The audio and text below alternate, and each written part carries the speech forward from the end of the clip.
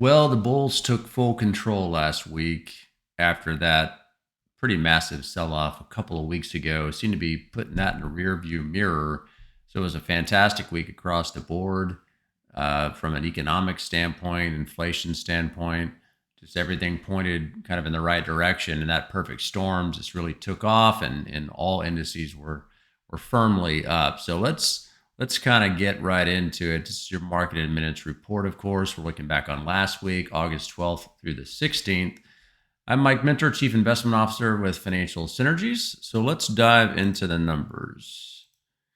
So, as I said, it was a stellar week. All indices firmly in positive territory. You can see particularly the Nasdaq up over 5%. So, tech stocks really rallied and saw a strong performance, and they had been hit the hardest in that sell-off. So we're really seeing quite the rebound here. Let's take a look at the year-to-date numbers as well. Put us right back in a great position on the year. All the major indices are firmly up. Nasdaq has kind of regained that top spot with tech really rallying. So Nasdaq up over 18%, but the broad market S&P 500 is up almost 18%.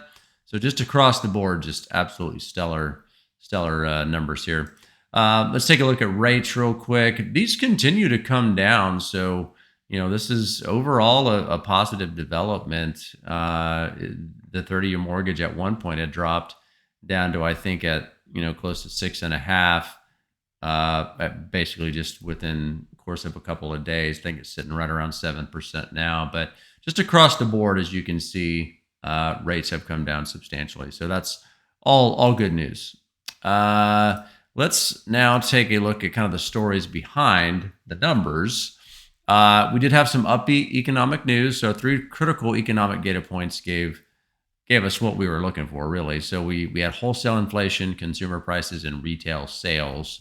And so both the producer price index and the consumer price index rose less than expected in July, reinforcing a picture of cooling inflation.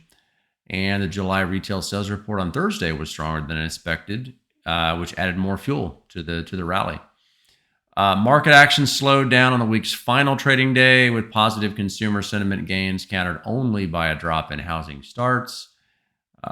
Housing, is one of those huge areas for the economy, but overall, mortgage rates coming down should help overall kind of get things reignited in the housing market. Hopefully, only time will tell, but we'll see. It was the S&P's best weekly gain of the year so far, and the best since November of 2023, which tells you how big a week it was.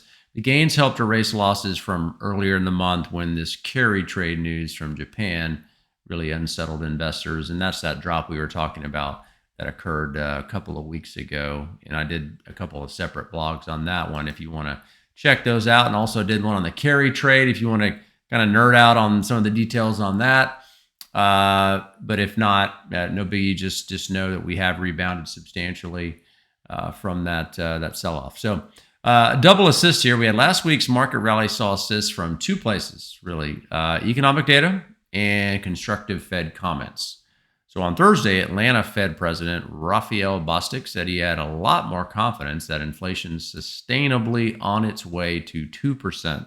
Fantastic news, citing steady drops in CPI. And we also had another Fed President, Alberto Musalem, said the time may be nearing when an adjustment to the federal funds rate may be appropriate. So I think this is all, again, anything can change, within a week. We know that things can turn pretty quickly in the markets and the economy, but just based on where we stand today, I think there's a pretty good shot in September we see our first rate drop. But that's, other than that, there were no real surprises. Everything seems to be on track, and we'll report back next week, of course. But let's just take a look real quick at what's on deck. So we do have some key economic data coming this week. Leading indicators on Monday today, Wednesday FOMC meeting minutes. Of course, all eyes will be on the Fed. Thursday, Jackson Hole Economic Symposium, jobless claims, existing home sales. Friday, Jackson Hole Economic Symposium again. new home sales, and then we have our comments from Fed Chair Jerome Powell. This week will be probably all about the Fed, honestly. More and more coming out.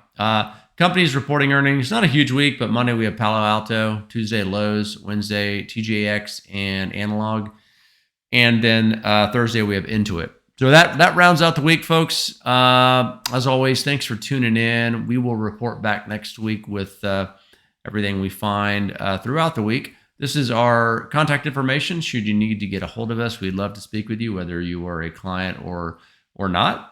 Hit that subscribe button down below if you would. If you want to get all our videos as they come out, we have a great YouTube channel, and we try to consistently put out good material. So beyond that, folks, hope you enjoy your week, and we will talk to you soon. Thanks.